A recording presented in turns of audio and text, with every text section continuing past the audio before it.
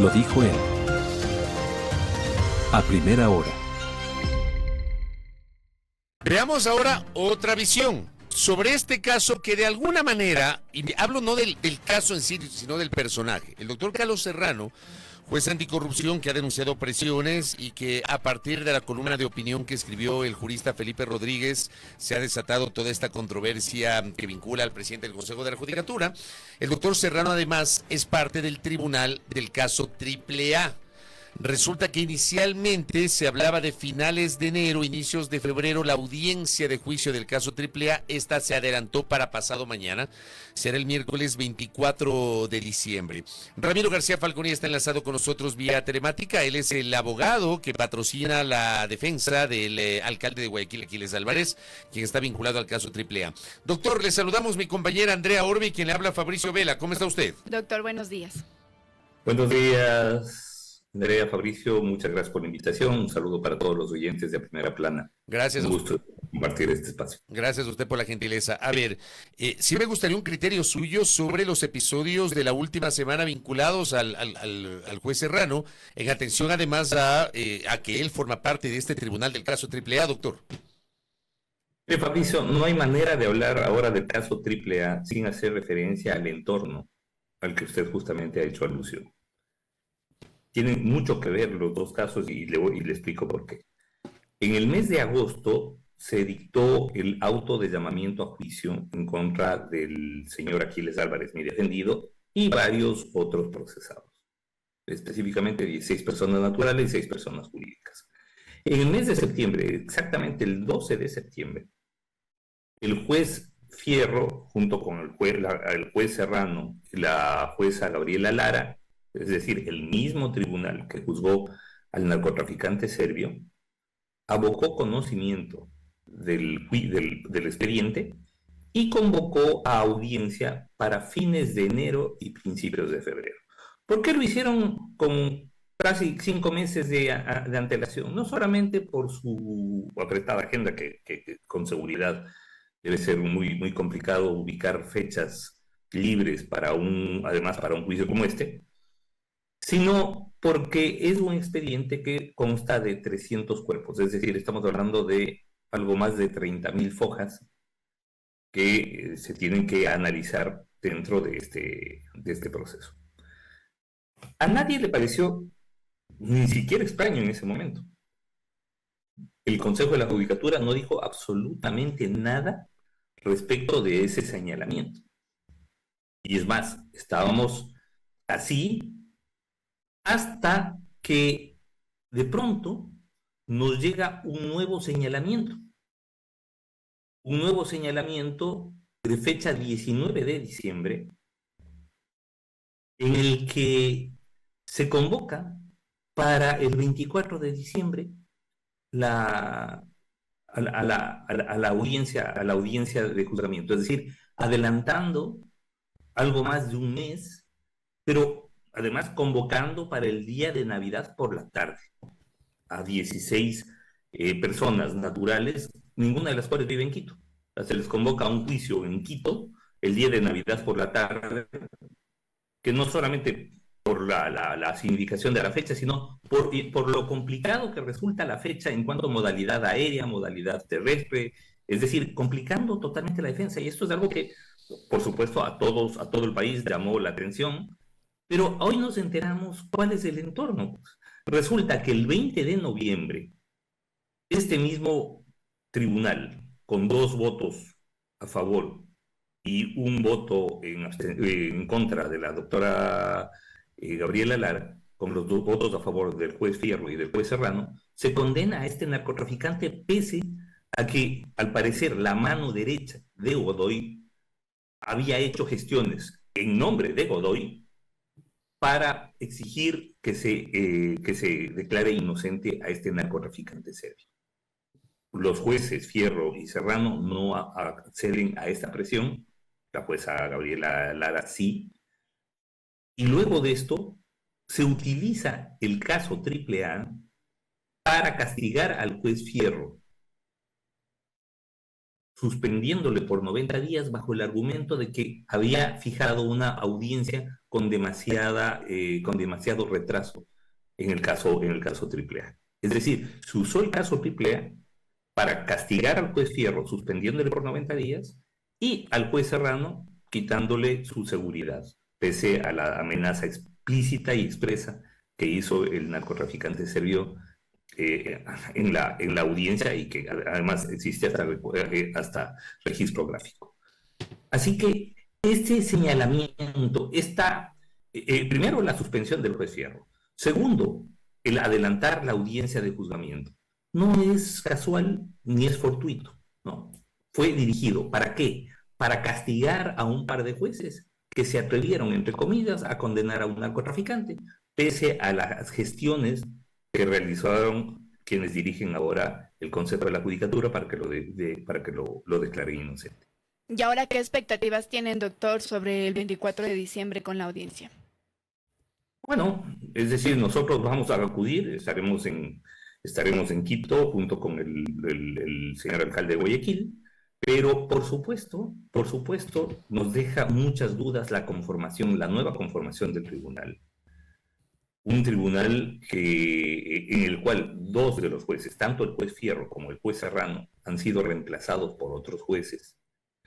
Nos queda muy mal sabor de la forma en que se está manejando la administración de justicia, y más allá de eso, cómo se privilegia, es decir, mientras se persigue al alcalde de Guayaquil por supuestas conductas cometidas, según ellos, varios años antes del ejercicio de su función como alcalde, desde dentro del Consejo de la Judicatura están gestionando la inocencia de narcotraficantes, de grupos de la mafia albanesa. O sea, ¿cómo puede ser creíble cualquier discurso, primero, de seguridad ciudadana, segundo, de independencia de los jueces, y tercero, de lucha desde la justicia en contra de la criminalidad organizada? Cuando, o sea, en el caso Metástasis se acusaba a los funcionarios del Consejo de la Judicatura de gestionar a favor de los abogados del narcotráfico. Ahora se le acusa al Consejo de la Judicatura de ser los abogados del narcotráfico. Están directamente relacionados con las cabezas de los grupos de criminalidad organizada y están utilizando su cargo para gestionar a favor de esas personas. El día de ayer, doctor, estaba yo navegando por YouTube y de repente me salieron varios anuncios sobre la explicación del caso AAA.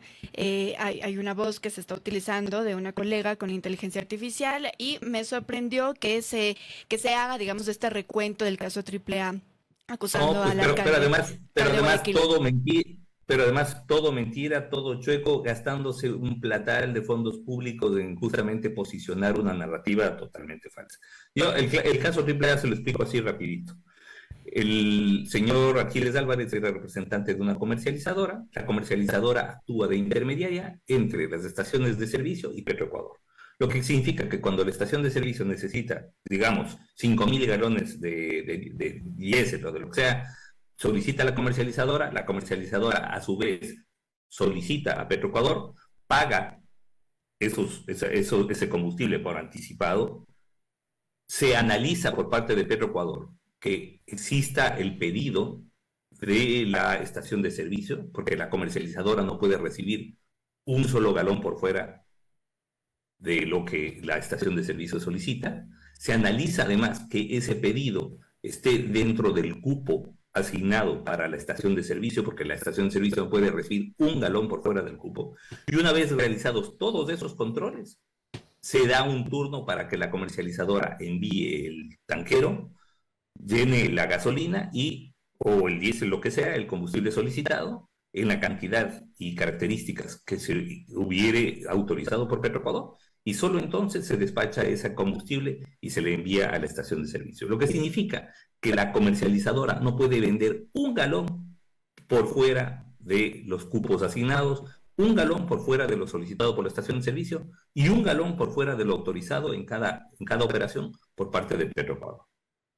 Entonces estamos hablando de un delito de imposible comisión estamos hablando de un delito que no es posible imputarle a una comercializadora. La teoría del caso que ya han planteado, porque además la variaron completamente, viendo que la evidencia les jugaba en contra, es que la comercializadora y el representante legal de la comercializadora que está en Guayaquil tendría que haberse responsabilizado de lo que haga la estación de servicio, que no es ni de su propiedad, ni de su administración, ni de su control, ni nada. Lo que significa que la estación, el representante legal de la comercializadora que está en Guayaquil tendría que ser responsable el 24/7, los 365 días del año, de lo que hagan 24 estaciones de servicio que están desperdigadas por todo el país. Es decir, estar al mismo tiempo en el Pangui, Morona, Santiago y en Tulcán, Carchi. O sea, perdón que lo diga, pero así de estúpida es la teoría del caso que plantea la Agencia de Regulación y Control de Hidrocarburos. Esa nos dice que es la segunda teoría del caso. La teoría original del caso, ¿cuál era? Que usted dice que tuvieron que cambiar porque no podían sustentarla. Claro, la teoría general del caso era, es que están contrabandeando el combustible a la comercializadora.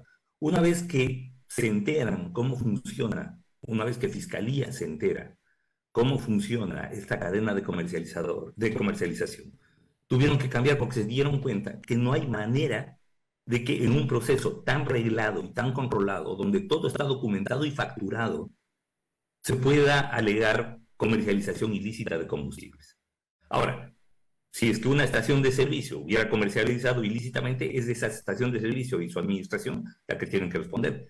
Pero, valga decir, de las pruebas que han presentado, las pruebas se verán en juicio, pero de la evidencia probatoria, el material probatorio que se ha presentado en el proceso, no hay tampoco ninguna evidencia de transacciones específicas que hubieran sido ilícitas. ¿Qué es lo que dicen? Es que le vendieron, por decir algo, 15,000 galones a un solo auto. Bueno, la pregunta es, ¿por qué? Primero, ¿por qué esto es ilícito? Que puede ser sospechoso, sin lugar a dudas. Pero, ¿qué era lo que tenía que hacer Fiscalía? Tenía que averiguar quién era el dueño de ese auto, qué hacía con ese combustible y hacia dónde lo estaban derivando o mal comercializando o lo que sea, que no lo han hecho. Entonces quieren, en base de, es que a un auto le han vendido tantos miles y a otro auto le han vendido tantos miles, una estación de servicio en el Pangui, porque además están observando una del Pangui y otra del Carchi.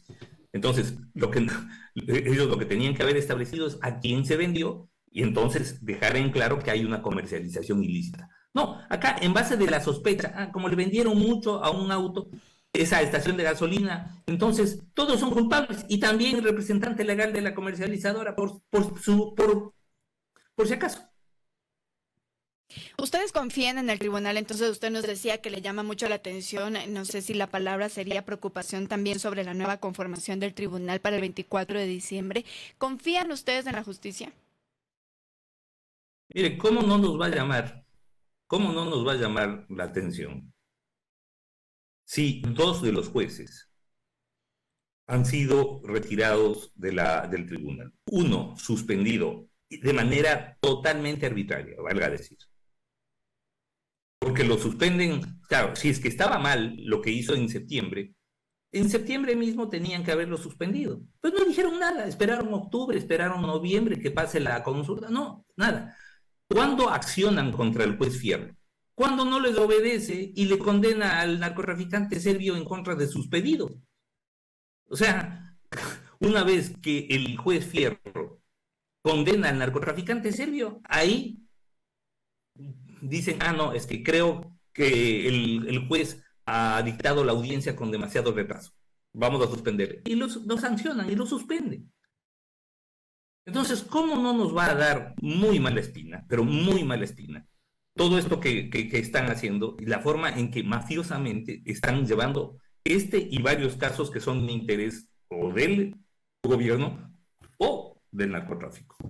¿Usted no cree que los episodios que han derivado en esta denuncia del juez Carlos Serrano, que obviamente usted decía al inicio, no podemos hablar del caso AAA sin mencionar lo que ha pasado con el juez Carlos Serrano, esto podría provocar que tome un giro el trámite, el procesamiento del caso AAA, doctor? Mire, solamente para tener las cosas en contexto, ¿no? retiraron al juez Fierro y al juez Serrano, que condenaron al narcotraficante serbio, y le mantuvieron a la doctora Gabriela Lara, que fue suspendida por el Consejo de la Judicatura en el caso Fachada, y es a la jueza a la que le encontraron dinero en las cajas de los zapatos. Esa es la historia del actual tribunal. Y ese tribunal ha sido impugnado por ustedes. Ese tribunal, no, lo que pasa es que, a ver, en la estricta formalidad legal, si hay un juez suspendido, pues se lo tiene que reemplazar. Nosotros no podemos impugnar eso. Ahora, el problema es que nos acabamos de enterar que el juez fue suspendido por castigo, por no condenar, por no declarar inocente a un narcotraficante que era cliente del estudio jurídico del presidente del Consejo de la Judicatura. Mire usted qué barbaridad. Ahora, bueno, son 22 equipos de defensa. Lo que hagan los otros equipos de defensa, pues ya está fuera de mi control y decisión. Pero nosotros nos vamos a presentar, con el tribunal que sea, nos vamos a presentar porque estamos totalmente seguros y tranquilos de la inocencia del señor Aquiles Álvarez. Pero claro, yo le preguntaba si tal vez los episodios recientes podrían provocar que ustedes como estrategia impugnen al tribunal. Porque mire usted... Entiendo que algún equipo de defensa está justamente considerando esto, ¿no? Porque además las cosas... No, nosotros no, mire, nosotros no vamos a dar pie para que digan que el señor Aquiles Álvarez, alcalde de Guayaquil, está entorpeciendo el proceso en su contra. No, nosotros nos vamos a presentar contra quien sea cuando nos diga. ¿Quieren 24 de febrero, 14:30? Ahí vamos a estar. De eso, pierdan cuidado. Correcto, me queda claro. Estamos pendientes de lo que pasa el día miércoles con la instalación de la audiencia del caso AAA. Doctor Ramiro García Falconi, muchas gracias. Gracias, doctor. Muchas gracias a ustedes por la invitación. Siempre un gusto poder compartir estos espacios. Gracias muy gentil. Gracias al penalista Ramiro García Falconi, quien patrocina la defensa del alcalde de Guayaquil, Aquiles Álvarez, en el caso AAA, cuya audiencia de juicio está prevista para este miércoles 24 de diciembre acá en Quito. Primera plana. Todas las noticias, todas las voces.